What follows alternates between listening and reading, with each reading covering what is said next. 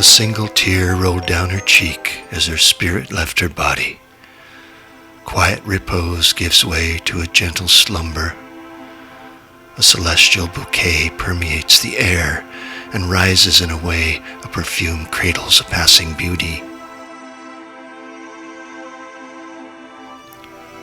A dozen or more have gathered to say farewell to the young peasant girl whose life was spent in service for the people of the town. I've never known one so well-groomed and pleasant-mannered, considering the burden she endeavored. A kind word to accompany her infectious smile was the way she accepted every challenge until the day she requested my service for an ailing stomach. You see, I'm the town's doctor, and well aware of most of the maladies that plague the people living here. To see her in my practice was unexpected, as she was beautiful in body to fit the high nines. It was only right that I would take pleasure in her examination, making sure to exhibit my hand with all professional courtesy. She lay prone on my couch as I uncinched the laces of her delicate blouse. With gentle fingers I raised the white cotton undershirt to reveal her quivering tummy. Please relax, you have nothing to fear. I know, I've just never been to the doctor before. It's more pleasant than taking castor oil, I can assure you. I'm going to move your skirt up to your hips so I can examine your mid-range. Going to slide this pillow under your bottom so there's a gap between your sacral and the couch. Okay. Now I'm going to press on your stomach. Now it might hurt a little bit, so bear with me.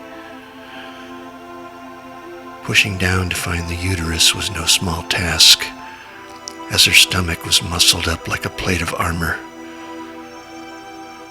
Please relax or I'm going to have trouble feeling your vitals.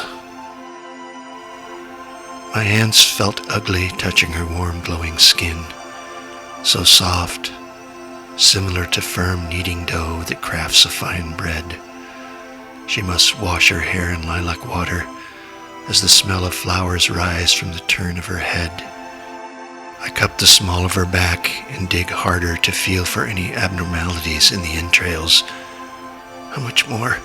It hurts, like stepping on glass. Almost through. Putting both hands around her waist, my fingers nearly touch in the back. She has perfect dimensions on this petite frame. Sometimes being a doctor has its benefits. Have you ever been with a man? I asked. She looked puzzled. No, I have not. I want to rule out any communicable diseases is why I ask. Short of examining your pelvis, I can find nothing physically wrong. When did the pain start? A couple of days ago, after the noon meal, I started to feel dizzy and sick to my stomach.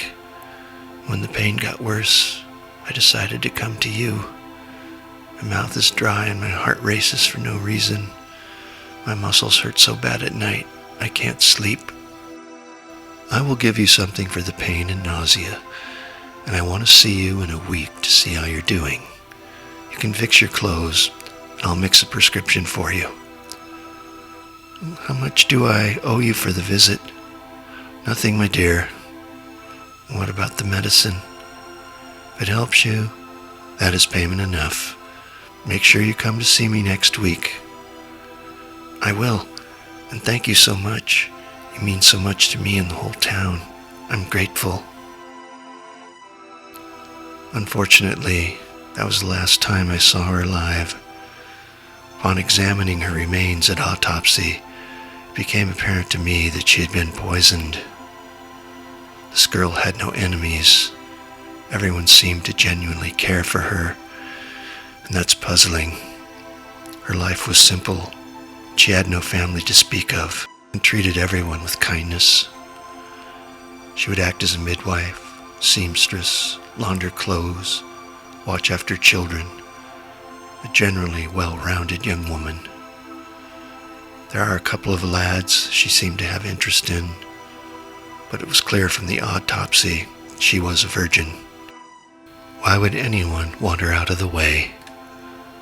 Looking around the room at the people gathered, I can see pieces of her life in their eyes and on their faces. Some hurt, some lost, some disappointment, some anger. Began to wonder if her killer was in attendance, so I studied more deeply the tears of those crying. Was it pity or relief?